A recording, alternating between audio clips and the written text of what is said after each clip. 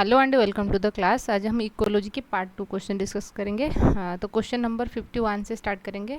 In a food chain herbivores deer are, जो food chain के अंदर हॉर्बीवोर हो या हॉर्बीवोर के एक एग्जांपल होता है डियर, ये कौन सी लेवल में आएगा देखिए। तो जैसे पता होगा कोई भी फूड चेन के अंदर सबसे नीचे जो रहता है हम उसको प्रोड्यूसर्स कहते हैं। एंड प्रोड्यूसर की कैटेगरी के अंदर ज़्यादातर क्या होते हैं, ग्रीन प्लांट्स होते हैं। क्यों? क्योंकि वो अपनी खाना जो है खुद बना सकते हैं फोटोसिंथेसिस प्रोसेस के अंदर। जो प्रोड्यूसर को कंज्यूम करेगा तो हम उसको हॉर्बीवोर कहते हैं या उसको हम प्राइमरी कंज्यूमर कहेंगे, मतलब कि ये पहला कंज्यूमर है।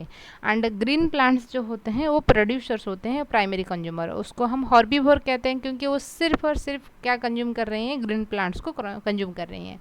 जो हॉर्बीवोर को कंज्यूम करेगा हम उसको कार्निवोर कहेंगे। ठीक है, कार्निवोर भी बहुत तरीके, primary carnivore, secondary carnivore, tertiary carnivore, क्योंकि फिर वही कार्निवोर को और कोई भी कंज्यूम कर सकता है, समझ रहे हो ना। अच्छा, तो इसलिए हॉर्बीवोर को हम प्राइमरी कंज्यूमर कहेंगे। जो कार्निवोर होंगे तो हम उसको सेकेंडरी कंज्यूमर कहेंगे या प्राइमरी कार्निवोर कहेंगे, समझ रहे हो ना। प्राइमरी कार्निवोर कहेंगे क्योंकि वो पहली बार वो कंज्यूमर हॉर्बीवोर को कंज्यूम कर रहे हैं। फिर उसके बाद मतलब कि 1 2 3 4 फिर जो प्राइमरी कार्निवोर या सेकेंडरी कंज्यूमर को जो कंज्यूम कर रहा है तो हम उसको सेकेंडरी कार्निवोर या टर्शियरी कंज्यूमर कहेंगे। ठीक है, टर्शियरी कंज्यूमर कहेंगे। और एक चीज़ ध्यान दीजिए, जो ट्रॉपिक लेवल होता है वो 4 से 5 ट्रॉपिक लेवल में कांस्टेंट रहता है, मतलब उससे आगे ये नहीं जाएगा। ऐसा नहीं कि आपने ऐसे ऐसे करके 1000 लगा लोगे या 100 करोगे, ऐसा नहीं हो सकता है। क्यों?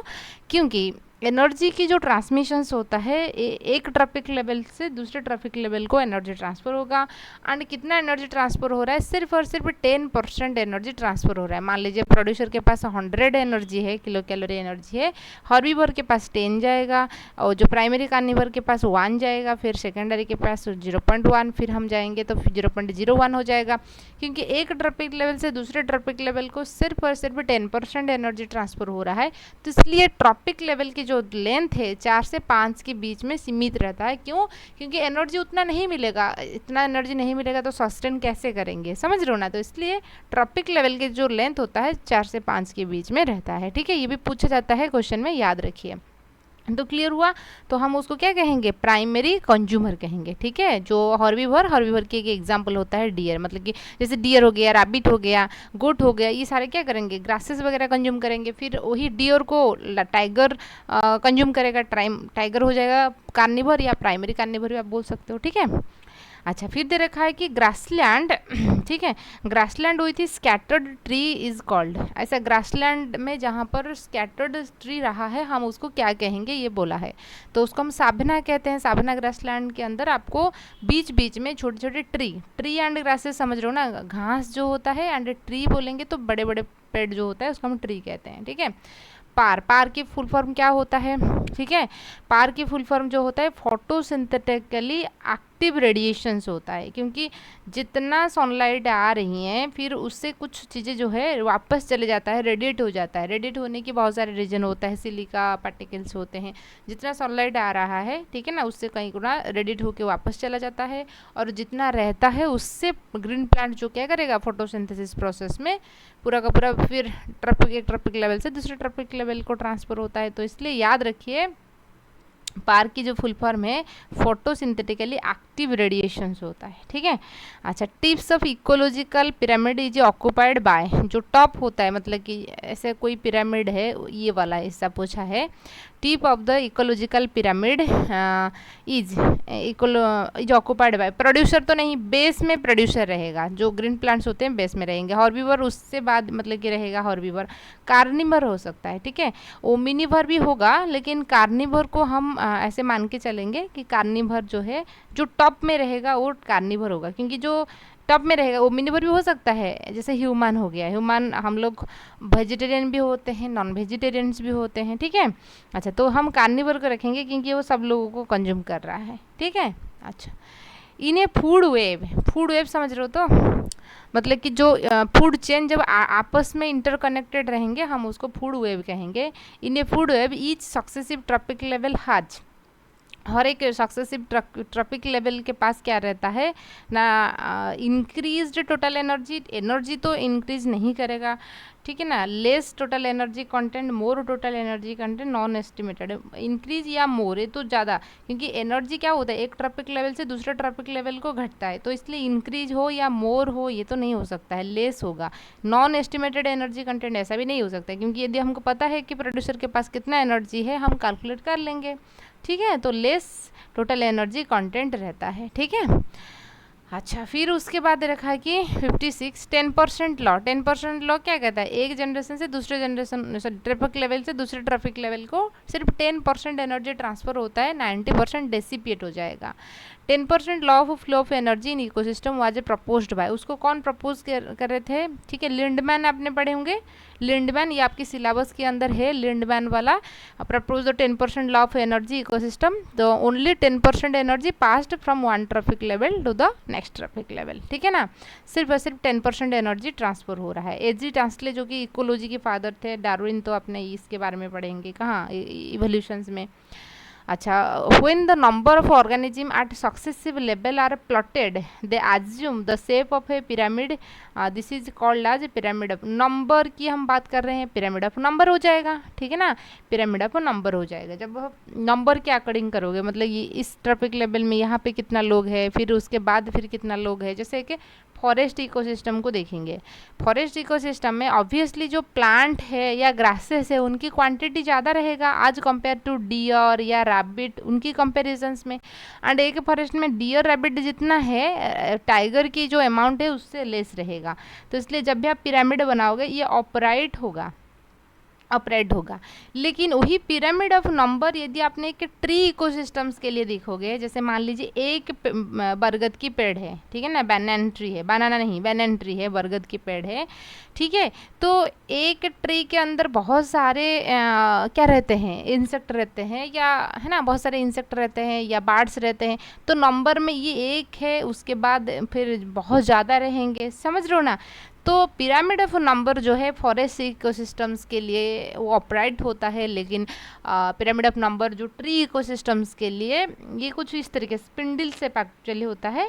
यदि एग्जाम में आपको स्पिंडल शेप नहीं देखा, मतलब कि दे रखा होगा ऑप्शंस में, आप इन्वर्टेड लिख सकते हो, समझ रहे हो ना। देखिए मैं आपको ड्रॉ करके बता देती हूँ, क्योंकि पिरामिड की जब हम बात करते हैं ना, आपको एक बार कॉन्सेप्ट बता देती हूँ ताकि आप रिलेट कर पाओगे। जो बच्चे हमारे सारे इकोलॉजी के क्लासेस देखे हैं उसको पता होगा, है ना, बेसिक क्या है, फिर भी मैं बता देती हूँ। देखिए जो पिरामिड्स हैं हम क्या क्या देखते हैं, पिरामिड ऑफ एनर्जी हम देखते हैं, पिरामिड ऑफ बायोमास देखते हैं, पिरामिड ऑफ नंबर देखते हैं, समझ रहे हो ना। अच्छा, तो इकोसिस्टम्स की जब बात करेंगे, इकोसिस्टम हम चीज़ों को कंपेयर करते हैं फॉरेस्ट इकोसिस्टम्स के साथ, हम एक्वाटिक इकोसिस्टम्स के साथ कंपेयर करते हैं और एक दूसरे, ठीक है ना, ज़मीन है या ये है, ठीक है ना। अच्छा, तो कोई भी इकोसिस्टम आप देख लीजिए, चाहे वो आपकी फॉरेस्ट इकोसिस्टम हो या एक्वाटिक इकोसिस्टम हो या कोई पेड़ पौधा हो गया, कुछ भी एरिया या ग्रासलैंड हो, कुछ भी देख लीजिए, पिरामिड ऑफ एनर्जी ऑलवेज, हाँ, जो पिरामिड की जो शेप है ये ऑपराइट होता है, ऑपराइट, ठीक है, और उनके बेस में ज़्यादा रहेगा, टॉप में लेस रहेंगे, मिडिल में, ठीक है, ये ऑपराइट होता है। और एक टाइप की होता है, इसको हम इन्वर्टेड कहते हैं। इन्वर्टेड मतलब है कि जो प्रोड्यूसर कैटेगरी में आएगा उसकी नंबर लेस रहता है, उसके बाद नंबर बढ़ता है, फिर बढ़ता है, तो उसको हम इन्वर्टेड पिरामिड कहते हैं। और एक होता है स्पिंडल शेप। स्पिंडल का मतलब है कि दो फर्स्ट एंड लास्ट एंड जो रहेगा पॉइंटेड रहेगा, बीच में ज़्यादा रहेगा, उसको हम स्पिंडल शेप कहते हैं। हालांकि ज़्यादातर स्पिंडल शेप ऑप्शंस में नहीं आएगा, फिर भी यदि आएगा उसको एक बार मतलब कि गो थ्रू कर लीजिए, ठीक है। तो प्रोड्यूसर में लेस रहेंगे, वो डिकम्पोजर वाले में भी लेस रहेंगे, बीच में ज़्यादा रहेंगे, इसको हम स्पिंडल कहते हैं। आपने मसल में पढ़ा है ना, skeletal muscle, smooth muscles, cardiac muscles, ये जो स्मूथ मसल होते हैं स्ट्रक्चर्स कुछ स्पिंडल शेप की होता है, आपने सुई पे पढ़े होंगे, ठीक है। अच्छा, स्पिंडल का मतलब वही है, दो पॉइंट नुकीला रहेगा यानी कि पॉइंटेड रहेगा, बीच वाला जो है थोड़ा ब्रॉड रहेगा, ठीक है। देखिए पिरामिड ऑफ ऑन एनर्जी सब इकोसिस्टम, जितने भी इकोसिस्टम आप देखोगे सब में ऑपरेट होगा। क्यों? क्योंकि एनर्जी जो है 10% सिर्फ एक ट्रैफिक लेवल से दूसरे ट्रैफिक लेवल को ट्रांसफर होता है। तो पिरामिड ऑफ एनर्जी कहीं पे भी दे रखा होगा, ऑलवेज ऑपरेट लगा के आ जाइए, ठीक है, कोई चीज़ दिक्कत नहीं है। पिरामिड ऑफ बायोमास, बायोमास का मतलब होता है कि पर यूनिट एरिया में कितना वेट है, समझ रहे हो ना। मान लीजिए ये एक आपकी घर है, मान लीजिए आपकी घर 1200 स्क्वायर फीट के अंदर आपकी घर है, एक स्क्वायर फीट में कितने लोग रह रही हैं, ठीक है ना। हम कोई एरिया की डेंसिटी कैसे नापते हैं, मान लीजिए भुवनेश्वर हम बोलते हैं कि उड़ीसा की सबसे हाई डेंसिटी पॉपुलेशंस लोग होते हैं, यानी कि इसमें 1 किलोमीटर के अंदर लगभग 800 के आसपास लोग रहते हैं, ठीक है। वैसे ऑल दूसरे कोई एरिया आप मान लीजिए, आपके एरिया मान लीजिए कोरापुट हो गया या कड़ाहंडी हो गया, तो वहीं पे पर ऐसा नहीं कि एरिया नहीं, एरिया है लेकिन पर किलोमीटर में 800 पीपल आपको दिखने को नहीं मिलेगा, हो सकता है कि लेस मिलेगा, समझ रहे हो ना। डेंसिटी का मतलब है कि एक एरिया हम ले लेंगे यहाँ पर, क्योंकि ठीक है भुवनेश्वर में क्या होगा, मतलब कि सारे की जो फैसिलिटीज़ है, एजुकेशन है, हेल्थ केयर सेक्टर है, लोग जॉब वगैरह उसको मिल रहा है, तो इसलिए ज़्यादा लोग यहीं पे रह रही हैं, तो पर स्क्वायर किलोमीटर में आपको ज़्यादा पीपल मिल जाएंगे एज कम्पेयर टू कोई दूसरे सिटी ले लेंगे। हालांकि राउरकेला में भी है, लेकिन कटक या भुवनेश्वर यहाँ पे दो में बहुत ज़्यादा लोग रहते हैं, ठीक है। तो इसी तरीके से हम देखेंगे कि पर स्क्वायर किलोमीटर मतलब कि पर स्क्वायर मीटर में कितने लोग रह रहे हैं, नंबर हम कैलकुलेट नहीं करेंगे, हम उनकी वेट कैलकुलेट करेंगे, तो उसको हम बोलते हैं बायोमास। क्लियर हुआ।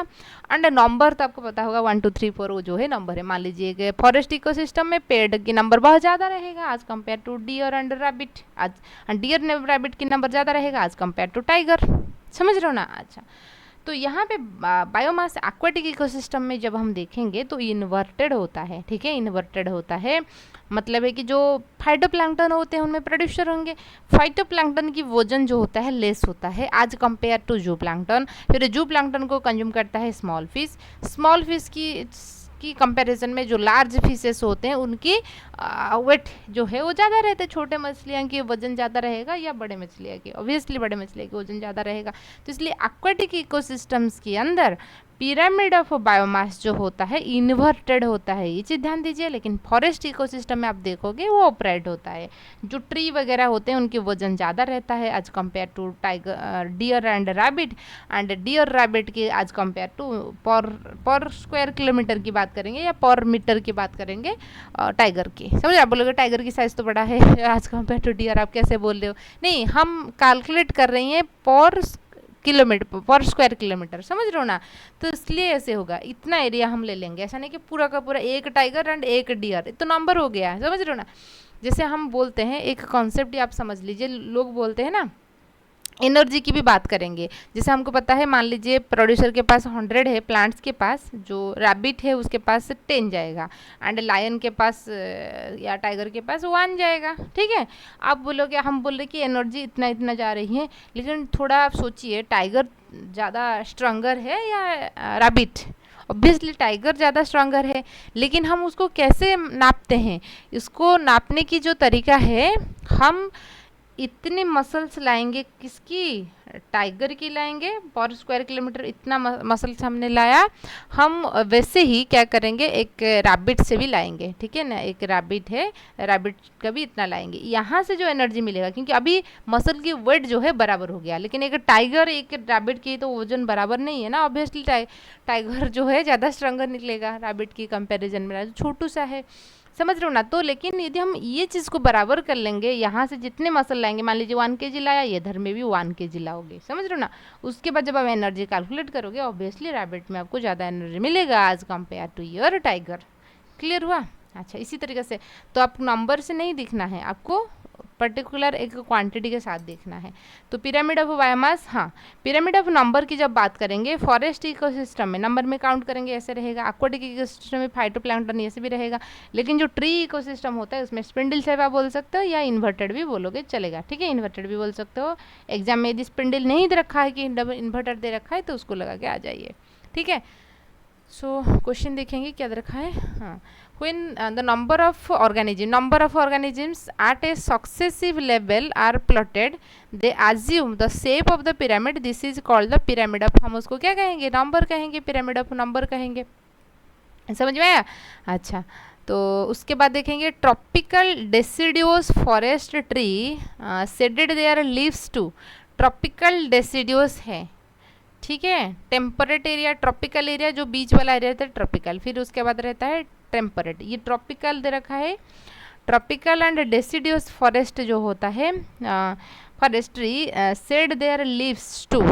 तो क्यों ट्रॉपिकल एरिया है? आपको अर्थ के जो पिक्चर है ना, मतलब कि जो एरिया है वो भी आपके दिमाग में रहना चाहिए।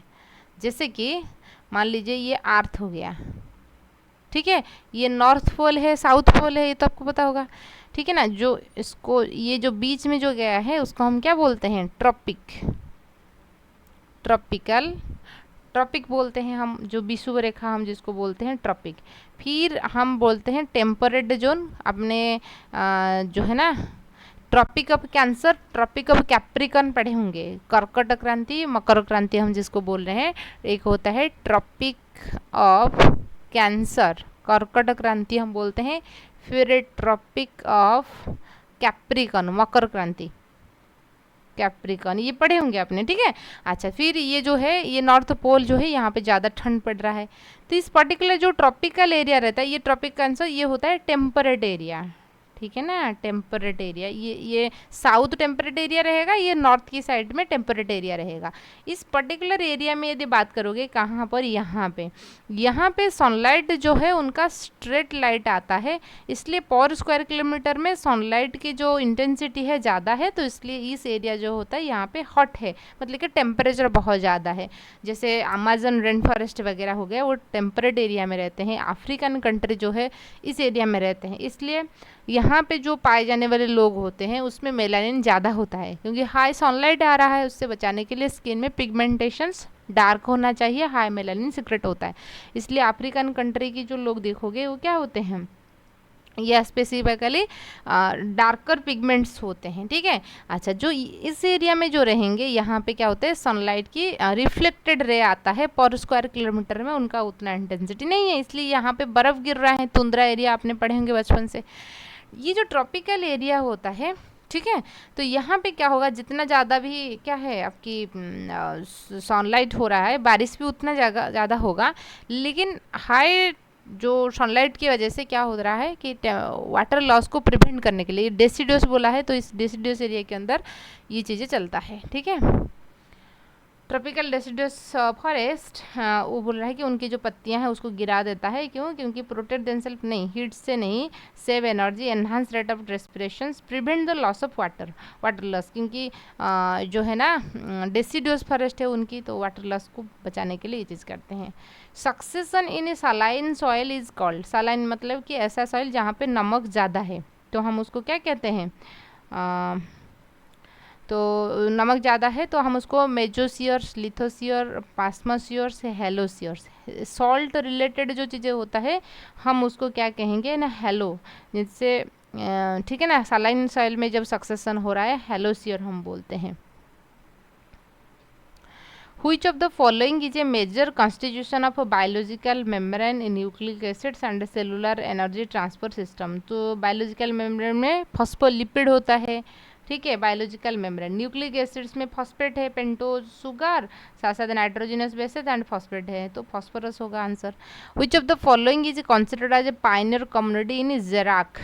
जो सक्सेशन होता है, मैंने आपको सक्सेशन समझाने के टाइम पे भी बताई थी, सक्सेशन जो होता है, एक होता है आपका पायनियर कम्युनिटी, मतलब कि कुछ भी नहीं था, बेयर एरिया के अंदर जो पहली बार आए तो उसको हम पायनियर कहते हैं, ठीक है। पायनियर मतलब कि एकदम कम्युनिटी में जो आते हैं। फिर उसके बाद एक एक स्पेसीज होंगे, वो स्पेसीज 1, स्पेसीज 2, स्पेसीज 3, एक स्पेसीज आएगा उसको और दूसरा स्पेसीज रिप्लेस करेगा। दूसरा स्पेसीज फैसिलिटेट कर रहा है कि कुछ चीज़ें, ऑर्गेनिक चीज़ें, इनऑर्गेनिक न्यूट्रिएंट उस एरिया के अंदर छोड़ के चला जाएगा, जिस वजह से तीसरा स्पेसीज ग्रो करेगा। फिर तीसरा स्पेसीज से चौथा स्पेसीज, एंड फाइनली एक स्पेसीज आता है जो कि चेंज नहीं होता है, एंड उसको हम बोलते हैं क्लाइमैक्स कम्युनिटी। ये पायनियर कम्युनिटी, और जो चेंज होता रहता है हम उसको सिराल बोलते हैं। समझ में आए ना? सक्सेशन दो तरीके के होता है, एक तो प्राइमरी सक्सेशन, दूसरा होता है सेकेंडरी सक्सेशन। एंड सक्सेशंस का मतलब सक्सेस होना, सक्सेशंस का मतलब होता है कि ग्रेजुअली एक से दूसरे, ठीक है ना, एक एरिया से दूसरे, मतलब कि एक स्टेप से दूसरे स्पेस को जाएगा। तो जो ग्रेजुअली जो चीज़ें चलता है, मान लीजिए कि रॉक था, बेयर रॉक था, कुछ भी चीज़ें ग्रो नहीं कर पा रहा था, लाइफ फॉर्म वहीं पे प्रेजेंट नहीं था, फिर भी और कुछ टाइम के बाद इस रॉक्स के अंदर सनलाइट एंड रात की जो नमी मतलब कि मूनलाइट एंड दिन की हट है, तो यहाँ पे थोड़े बहुत ब्रेकेज आ गया, कहीं से भी कुछ भी एक सीड वगैरह मान लीजिए ऐसे हवा में आके आ गया, वो ग्रो करने लगेगा लेकिन ग्रो नहीं कर पाएगा क्योंकि एनवायरनमेंट उतना फेवरेबल नहीं है। लेकिन वो आने की वजह से यहाँ पे कुछ ऑर्गेनिक मैटर भी आ गया उस सीड आने की वजह से कुछ टाइम के बाद। कुछ का मतलब 1-2 साल नहीं है ना, 100 साल भी हो सकता है। तो उसके बाद क्या होगा, ऐसे ऐसे इकट्ठा होने के बाद कुछ पायोनियर कम्युनिटी ग्रो करेंगे। इस पायोनियर कम्युनिटी भी ग्रो नहीं कर पाएंगे क्योंकि उतना एनवायरनमेंट भी फेवरेबल नहीं है। लेकिन उनका जब डेथ होगा कुछ ऑर्गेनिक मटेरियल जो है उस एरिया में डिपॉजिट हो जाएगा, जिस वजह से कोई दूसरा स्पेसीज जो है आके वहीं पे ग्रो कर लेंगे। तो उसके बाद स्पेसीज एक के बाद एक स्पेसीज आ जाएंगे, ठीक है। आने के बाद फाइनली एक फाइनल कम्युनिटी आएगा जिसको हम जो पहली बार आए थे उसको पायनियर कहेंगे, जो एक दूसरे को रिप्लेस कर रहे हैं हम उसको शिराल स्टेज कहेंगे, और जो फाइनल आता है हम उसको क्लाइमैक्स कम्युनिटी कहेंगे। तो सक्सेशन, ये प्राइमरी सक्सेशन होता है। सेकेंडरी सक्सेशन क्या है, मान लीजिए एक फॉरेस्ट था, उसमें किसी भी वजह से आग लग गया, आग लगने के बाद क्या होगा ना, आपकी उनकी जो चीज़ें है सब कुछ ख़त्म हो गया। उसके बाद फिर वापस और एक बार वो चीज़ें ग्रो करने लगेगा, ग्रेजुअली ग्रासेस वगैरह होंगे, फिर बड़े मतलब कि बुशेस जैसे प्लांट्स होंगे, फिर उसके बाद बड़े बड़े ट्री आ जाएंगे। तो वो होता है सेकेंडरी सक्सेशन। उसमें इसका मतलब है कि एक एनवायरनमेंट था, ठीक है, उस ग्रेजुअली एनवायरनमेंट, क्योंकि प्राइमरी सक्सेशंस में एनवायरनमेंट भी नहीं था, मतलब कि जो ग्रो करने वाले जो बेसलाइन वो भी नहीं था, ठीक है, वहाँ पे भी। तो ये सेकेंडरी सक्सेशन हो गया। तो ये बोल रहा है which of the following is considered as a pioneer. जो जेराग कम्युनिटी होता है, मतलब कि जो डेजर्ट वगैरह एरिया में जो कम्युनिटी ग्रो करते हैं, ये बोल रहा है उसमें उसका पायनियर का नाम क्या होता है, वो लाइकेंस होते हैं उनका पायनियर। रियली सेटल और बैरन रॉक एरिया जो होते हैं वो क्या होते हैं पूछा है, वो लाइकेंस होते हैं। जो बैरन एरिया रॉक में जो पहले ग्रो करेगा वो लाइकेंस वगैरह होते हैं, ठीक है। अच्छा,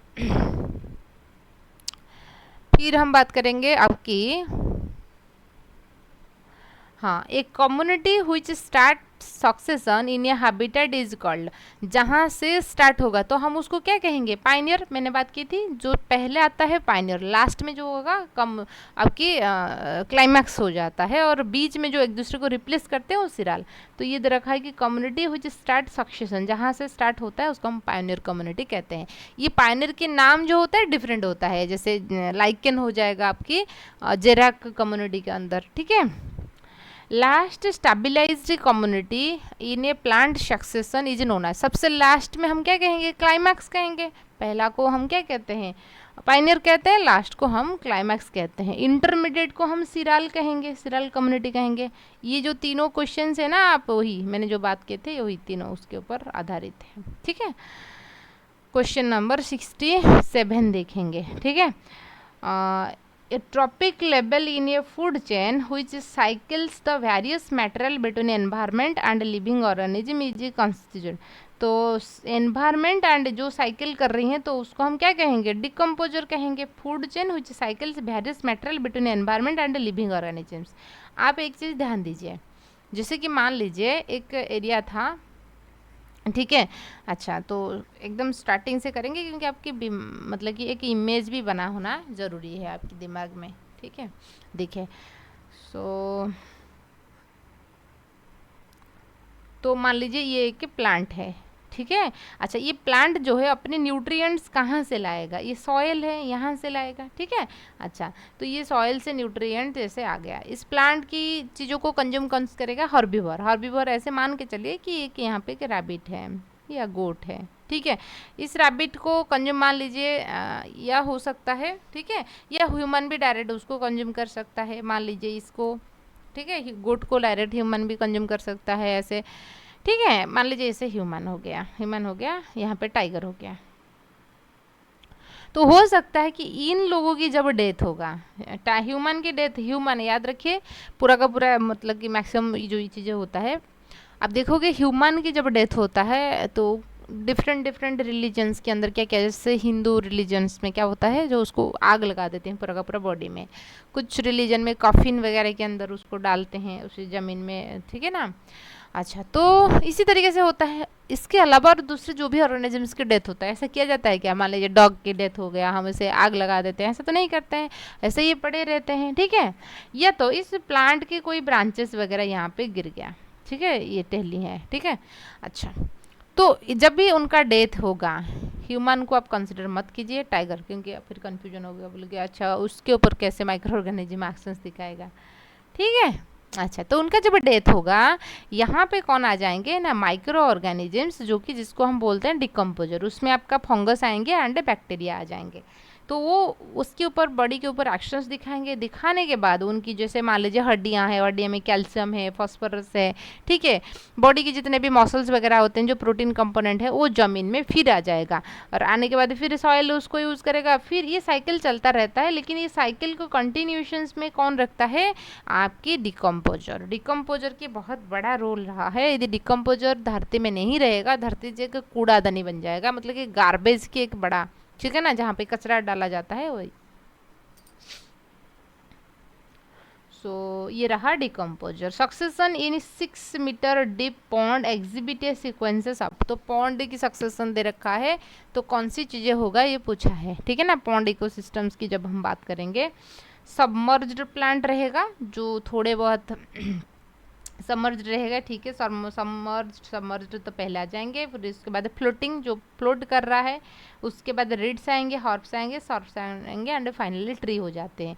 एक्चुअली क्या होता है ना, एक मतलब कि जो नया नया प्लांट बने हुए हैं, थोड़े ऐसा प्लांट बनेंगे जो कि थोड़ा ज़मीन में है और थोड़ा फ्लोट कर रहे हैं, फिर फ्लोटिंग वाला आएंगे, फिर रिड्स आएंगे, फिर हॉर्प्स आएंगे, फिर सॉर्प्स आएंगे, फिर ट्री हो जाएंगे। Ecological succession on sand. Sand के अंदर जो इकोलॉजिकल सक्सेशन होता है, हम उसको क्या बोलते हैं? पास्मामोसियर्स बोलते हैं, ठीक है ना, सैंड में जो होता है। फिर देखें ecological succession from pioneer to climax community, the biomass साल। जो पायनियर से क्लाइमैक्स, तो बायोमास इंक्रीजली क्या होगा? कंटिन्यूसली इंक्रीज करेगा बायोमास। अच्छा, find out the correct order of succession level in xerarch. जो डेजर्ट के अंदर होने वाले जो सक्सेशन है उसकी करेक्ट, तो लाइकेन जो रहेगा, पाइनर कम्युनिटी रहेगा, जेराक में ही तो हमने पढ़ के आए हैं। लाइकेन मस्ट है, सब में लाइकेन है। अच्छा, लाइकेन एक ही में है, तो लाइकेन होगा। फिर उसके बाद एनुअल हर्ब रहेंगे, पेरिनियल हर्ब रहेंगे, सर्व रहेंगे।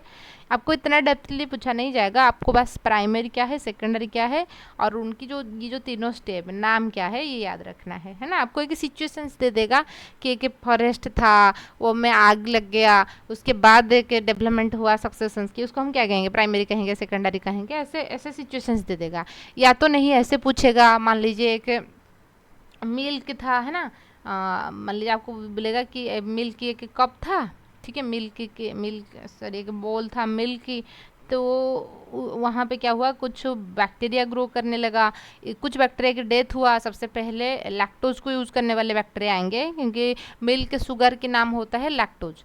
आपने जैसे होता है ना, लैक्टोबैसिलस बैक्टीरिया होते हैं, तो कुछ दिन आपने मिल्क कर्ड को कन्वर्ट हो गया, फिर वही कर्ड को आप कंज्यूम नहीं करोगे, फिर उसमें क्या हो जाएंगे, फिर मतलब कि थोड़ा बदबू देने वाले जो बैक्टीरिया है ग्रो कर लेते हैं, क्योंकि उसके बाद पहले वो कार्बोहाइड्रेट को कंज्यूम करेंगे, कार्बोहाइड्रेट खत्म हो जाएगा, वो बैक्टीरिया की डेथ हो जाएगा। जब इस बैक्टीरिया की डेथ होगा, कोई दूसरे बैक्टीरिया आ जाएंगे, फिर उसके बाद फंगस आ जाएंगे। तो ये बोलेगा ये क्या है, प्राइमरी सक्सेशन है या सेकेंडरी सक्सेशन है? आप खुद ही बताइए क्या है, प्राइमरी है या सेकेंडरी सक्सेशन है, या सक्सेशन है या फर्मेंटेशन है, ऐसे भी पूछा जाएगा। क्योंकि यहाँ पे मिल्क है, यहाँ पे खाने के लिए चीज़ें है, ठीक है ना। आप आंसर दीजिए कमेंट बॉक्स में, मैं नहीं बताऊंगी, क्योंकि या ऐसा नहीं कि कुछ खाने के लिए नहीं था, यहाँ पे खाने के लिए था, क्योंकि मिल्क है, ठीक है ना, मिल्क है, और मिल्क शुगर है, लैक्टोज। मिल्क में जो मिल्क प्रोटीन भी पाया जाता है, ठीक है। सबसे पहले जो आएंगे कार्बोहाइड्रेट को यूज़ करने वाले बैक्टीरिया आके ग्रो करेंगे, कार्बोहाइड्रेट वो खत्म हो जाएगा, क्योंकि मिल्क तो उतना ही, आप तो ऐसा नहीं कि कंटिन्यूसली उसमें मिल्क डाल रहे हो, तो वो खत्म हो जाएगा। उसके बाद मिल्क प्रोटीन को कंज्यूम करने वाले बैक्टीरिया आएंगे, मतलब बैक्टीरिया का डेथ तो वही में होगा, है ना। मिल्क जब खाना खत्म हो गया, बैक्टीरिया वही मिल्क जार जो बोल में उनका डेथ हो जाएगा। इसलिए 4-5 दिन ऐसे आप छोड़ दोगे ना, आप नहीं कंज्यूम नहीं कर पाओगे वो कर्ड को। तो ऐसे भी पूछा जाएगा, ऐसे सिचुएशन दे देगा, आपको पूछेगा ये कौन सी सक्सेशन है, ऐसे भी पूछा जा सकता है। हाँ, phosphorus usually became a limiting factor at certain times of the years in। तो फास्फोरस एक लिमिटिंग फैक्टर कब हो सकता है? एक्वाटिक इकोसिस्टम्स के अंदर हो सकता है, क्योंकि फास्फोरस एंड सल्फर जो होते हैं वो सेडिमेंटेड साइकिल्स में आते हैं, यानी कि सॉइल में होता है। आपका गैसियस साइकिल में नाइट्रोजन आ जाएगा, कार्बन डाइऑक्साइड से आ जाएगा, ये सारे उनकी जो रिजर्वियर होते हैं एटमॉस्फेयर होता है। लेकिन सल्फर एंड फास्फोरस जो होता है उनका रिजर्वियर जो होता है सॉइल होता है। तो ज़मीन मतलब कि ज़मीन में है तो वाटर में कैसे आएगा? तो उनकी जो लिमिटिंग फैक्टर है जो है ना, वो आपको एक्वाटिक इकोसिस्टम्स में देखने को मिलेगा। Which of the following ecosystem exhibit one way flow rather than cyclic flow? तो कौन सी इकोसिस्टम्स में वन वे फ्लो आपको देखने को मिलेगा? तो one way flow free energy जो होता है, एक ट्रॉपिक से दूसरे इस तरीके से चलता है। Which ecosystem does not show variation dependent upon the geographical location and the rainfall? अच्छा, ठीक है। अच्छा, तो यहाँ पे मेराइन इकोसिस्टम्स के अंदर geographical location ecosystem does not show any variations. जो मेराइन इकोसिस्टम्स होता है depend upon the geographical location and rainfall, क्योंकि वो है तो कहाँ पे, मेराइन में है ना, समंदर के अंदर है। इंडियन ओशन जो होते हैं तो उनकी जो रहेगा, मतलब पानी तो पानी है और मेराइन पानी वही होते हैं, तो कोई भी रेनफॉल उससे कोई असर नहीं डालेगा।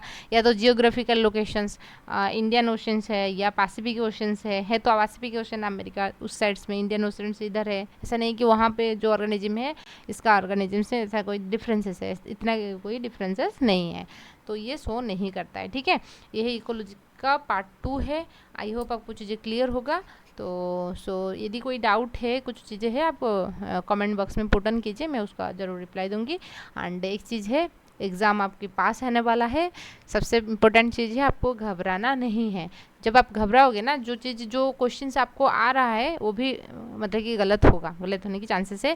यदि आपको टेंशन लग रहा है, आपको लग रहा है कि आप कुछ भूल रहे हो, तो इसका मतलब है कि आप अच्छे से प्रिपेयर कर रहे हो। ठीक है ना। यदि आपको बहुत ज़्यादा कॉन्फिडेंस है, हो ही जाएगा, तो इसका मतलब है कि प्रिपरेशंस में कहीं भी गड़बड़ ही है। जो बच्चे अच्छे से पढ़ रहे हैं तो उनको घबराहट होगा, और घबराहट होना एक अच्छी चीज़ है। जैसे आप एक शॉर्ट वीडियो है चैनल पर देखिए कि ह्यूमन को डर क्यों लगता है। ठीक है, शॉर्ट्स है एक, देख लीजिए, नहीं तो दूसरे चैनल विजन बाय मनियापुर शायद है, पता नहीं, ह्यूमन इवोल्यूशंस की है, क्योंकि हमारे जो पूर्वज थे वो भी डरपोक थे। एंड एक स्टोरी बताऊं, क्योंकि जो ह्यूमन इवोल्यूशंस के दौरान आप देखोगे, जैसे हमने बात की थी ना, do remember Apple has essential nutrient for human. जो 2 कैटेगरी बने थे, जो निएंडरथल थे उससे 2 कैटेगरी बने। तो एक कैटेगरी जो थे, जो हमारे पूर्वज है, तो वो डरपोक थे, तो वो ग्रुप में जाने की कोशिश कर रहे थे। मतलब कि उनको लग रहा था कि जो है ना, इतना स्कैरिंग है, डार्क स्कैरी एरिया है फॉरेस्ट के अंदर, तो हम साथ में जाएंगे। और दूसरी कैटेगरी जो थे उनको इतना डर नहीं लग रहा था, वो अकेला अकेला घूम रहे थे। तो उस टाइम पे क्या हुआ था, जो ग्रुप में थे दूसरे जो टाइगर लायन वगैरह थे वो उनके ऊपर अटैक नहीं कर पा रहे थे। जो ग्रुप में थे, जो डरपोक थे, वो ग्रुप में चल रहे थे, क्योंकि अच्छा मुझे डर लग रहा है, मेरे साथ दे दो, तो इसलिए वो ग्रुप में घूम रहे थे। ठीक है, तो ग्रुप में जो है कोई जो टाइगर लायन वगैरह हमला करने में थोड़ा सोचेंगे, लेकिन जो अकेला चल रहे थे, खुद को ज़्यादा कॉन्फिडेंस फील कर रहे थे। ज़्यादा कॉन्फिडेंस फील करना अच्छा है, लेकिन ओवर कॉन्फिडेंस अच्छा नहीं है। और कॉन्फिडेंस हम उसको कहते हैं जो स्ट्रैटेजी के साथ बात करते हैं, हम उसको कॉन्फिडेंस कहते हैं। आपको लगता है हाँ मुझे इतना क्वेश्चंस करना है, इस एरिया में मेरे एकदम मास्टर हूँ, उसमें डरने की कोई घबराहट नहीं है, ये होता है कॉन्फिडेंस। और जो बोलता है सब कुछ कर लेंगे वो तो ओवर कॉन्फिडेंस होता है। ठीक है, कॉन्फिडेंस रहना बहुत अच्छी बात है, आप कॉन्फिडेंस के साथ चलिए और स्ट्रैटेजी के साथ चलिए। पहले मुझे अच्छा, क्योंकि अभी जो 2023 से क्वेश्चंस क्या हुआ है, क्वेश्चन नंबर 1 से 4 तक आपका कोर पेपर 1 से आएगा, मतलब है कि प्रोटोजोआ से लेकर आस्ट्रीहेलमिन्थेस तक आएगा, स्यूडोसेलेमेंट्स तक। फिर 5 क्वेश्चन नंबर 5, 6, 7, 8 तक आएगा आपका एनालिडा से लेकर एकाइनोडर्म तक आएगा। तो आपको जिस एरिया से आपकी मास्टरी है, आपको लग रहा है कि इस एरिया से मुझे अच्छे से मैं क्वेश्चंस कर पाऊंगी, क्योंकि मॉर्निंग सोज द डे। यदि पहला क्वेश्चन जो है, यदि मतलब कि एक चीज़ है, यदि आपने कोडेड नॉन कोडेड अच्छे से तैयारी करके गए हैं तो क्वेश्चन नंबर 1 से रीड कीजिए, नहीं तो आप थोड़ा क्वेश्चन नंबर ऐसे कैलकुलेट कीजिए।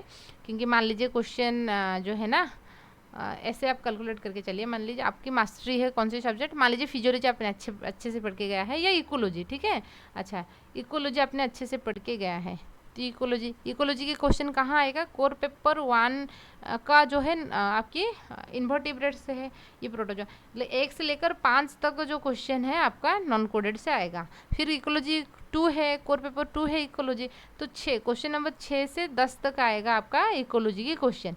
तो आप क्वेश्चन नंबर 6 से रीड करना स्टार्ट कीजिए। यदि आपने अच्छे से सिर्फ और सिर्फ इस चैनल पर जितना इकोलॉजी क्लासेस है ना, यदि आप उतना दिख के चले जाओगे, जो आर सिलेक्टेड स्पेसीज को सिलेक्टेड स्पेसीज जो होता है वहाँ से क्वेश्चन जरूर बनेगा। पॉपुलेशंस की एट्रीब्यूट्स जो होते हैं, immigration, emigration, birth rate, death rate क्या होता है, डेंसिटी, समझ रहे हो ना, या कम्युनिटी की क्या क्या कैरेक्टरिस्टिक्स है, इतना है, उतने से क्वेश्चन आएगा। और आपकी स्टैटिस्टिक्स तो मैंने अच्छे से आपको, मतलब आप जिस लेवल पे समझ पाओगे उस लेवल पे है स्टैटिस्टिक्स की। वही का स्क्वायर टेस्ट से क्वेश्चन आ सकता है, नहीं तो मीन मीडियम मोड्स जो रहता है वहाँ से क्वेश्चन बनेगा, और सिंपल सा क्वेश्चन बनेगा, ऐसा नहीं कि बहुत हाई फाई क्वेश्चन बनेगा। एंड का स्क्वायर टेस्ट में observation value expected value divide कर लोगे, मतलब कि क्वेश्चन में दे देगा हम सोच रहे थे कि इतना आएगा लेकिन इतना आया, बताइए का स्क्वायर टेस्ट में कितना होगा। तो जितना सोच रहे थे ऑब्जर्वेशनल, मतलब कि आपने जितना सोच रहे थे, मतलब कि एक्सपेक्ट कर रहे थे, तो आपको कितना मिला, मान लीजिए 15/25 मिला, आपने सोच रहे थे 50 आएगा, तो डिवाइडेड बाय फिर एक्सपेक्टेड वैल्यू कर लोगे, वही आंसर निकल जाएगा। वही का स्क्वायर टेस्ट होता है और कुछ नहीं है। तो क्वेश्चन जो भी बनेगा इसी तरीके से बनेगा, नहीं तो मीन मीडियम मोड से बनेगा। तो यदि आप एकदम आपको लग रहा है कि हाँ मुझे इकोलॉजी से क्वेश्चन बन जाएगा, तो क्वेश्चन नंबर 5 से रीड करना स्टार्ट कीजिए, क्योंकि पहला 1-2 क्वेश्चन जब आपका सही हो जाएगा तब कि कॉन्फिडेंस और ज़्यादा बूस्ट होगा, ठीक है। और एक क्वेश्चन के अंदर जब भी, मतलब कि मान लीजिए कोई बहुत स्ट्रेस लग रहा है, इस बार क्या प्रॉब्लम है कि 60 मिनट है आपके पास, मतलब कि 1 आवर है, ये सबसे दिक्कत वाली बात है, ठीक है ना। पिछले टाइम पे 1.30 मिनट, 1 घंटा 30 मिनट आपको मिल रहा था, तो अच्छा था। आपको 80 क्वेश्चन है, एक एक क्वेश्चन को 1 मिनट भी नहीं मिल रहा है, ठीक है। तो इसलिए रीड कीजिए, यदि आपको आ रहा है तो टिक लगा के चले जाइए, नहीं तो उसमें मतलब फंस के मत रहना, ठीक है। क्योंकि हो सकता है कि कोई नेक्स्ट क्वेश्चन जो है थोड़ा इजी रहा होगा। यदि इस एक क्वेश्चन नंबर 1 आपका हो गया, 2 आपका नहीं हो पा रहा है, आप आपकी जो रॉ पेपर दे रखा होगा उसको रिव्यू लिख के, आर लिख के, रिव्यू लिख के वहीं पे लिख लीजिए कि हाँ क्वेश्चन नंबर 2 को मुझे वापस आना है। तो इसलिए जो रिव्यू वाला क्वेश्चन है ना, एक रफ में रिव्यू लिख लीजिए, वहीं पे क्वेश्चन नंबर लिख लीजिए। जब आप क्या करोगे, जब आपका सारे क्वेश्चन हो जाएगा, एक बार गो थ्रू कर लोगे पूरा का पूरा 80 क्वेश्चन, उसके बाद वापस आ जाना है उस रिव्यू वाला क्वेश्चन। उसमें आपके पास टाइम रहेगा और कुछ इजी क्वेश्चन जो है वो आपसे हो जाएगा, फिर उस चीज़ों को कर लेना है। उसमें एक ही क्वेश्चन में मतलब कि वहीं पे ज़्यादा टाइम खराब करने की कोई ज़रूरत नहीं है। क्वेश्चन नंबर 2 मान लीजिए एक तो बन गया, 2 में 5 मिनट लगाओगे, फिर क्या होगा, बाकी क्वेश्चंस आपके पास 80 क्वेश्चन है, सारे क्वेश्चंस तो रीड करने में ऐसे तो 1 घंटा लग जाएगा, ठीक है ना। तो इसलिए टाइम बहुत इंपॉर्टेंट है। टाइम मान लीजिए आपको 4 घंटा दे देंगे, इसमें 80 क्वेश्चन देंगे, आप तो कुछ भी सोच साच के कर लेना है। और एक चीज़ है, नेगेटिव मार्किंग तो नहीं है, छोड़ेंगे तो किसके लिए छोड़ेंगे, नहीं छोड़ना है ना। इसके लिए छोड़ के आओगे तो सारे क्वेश्चंस करना है, तो ये चीज़ है। और आपको मुस्कुराना है एंड हो जाएगा, घबराना नहीं है, बस मुस्कुराना है। एग्जाम हॉल में मुस्कुराना, लाफिंग मत कीजिए, है ना। हाँ ठीक है, हो जाएगा। So thank you.